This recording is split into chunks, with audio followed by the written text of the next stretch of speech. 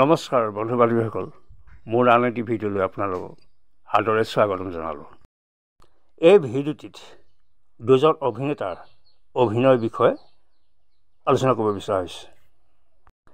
দুয়োজন অভিনেতাই কেইবাখনো ছবিত একেলগে অভিনয় কৰি যথেষ্ট সাফল্য লাভ কৰিবলৈ সক্ষম হৈছিল। এজন হ'ল হিন্দী ছবি জগতৰ প্ৰথমজন ছুপাৰষ্টাৰ ৰাজেশ খান্না আৰু সুঠাম আৰু সুন্দৰ চেহেৰাৰ অভিনেতা বিনোদ খান্না। দুইজন ছুপাৰষ্টাৰৰ একেলগে কৰা প্ৰথমখন ছবি হ'ল সচ্চা ঝুঠা।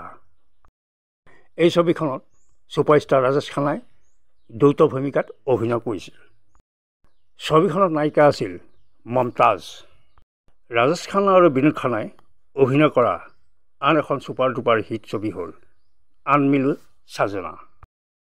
এই ছবিখনত নায়িকা আছিল আশা পৰেশ।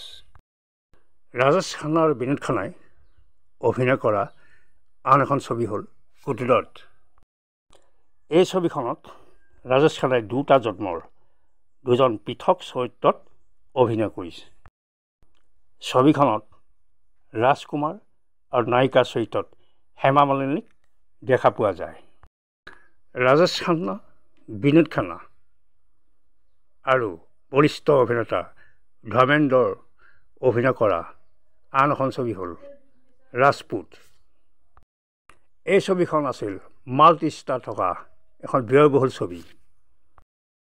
এই ছবিখনত নায়িকা আছিল হেমা মালিনী, টিনা মুনিম, চাৰিকা আদি।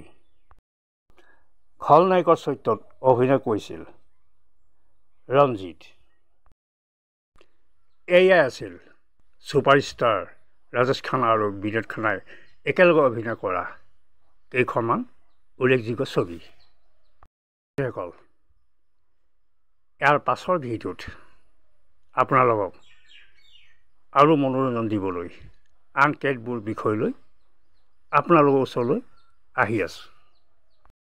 শেষত মোৰ চেনেলটিক লাইক, কমেণ্ট আৰু ছাবস্ক্ৰাইব কৰিবলৈ যেন নাপাহৰে। ধন্যবাদ।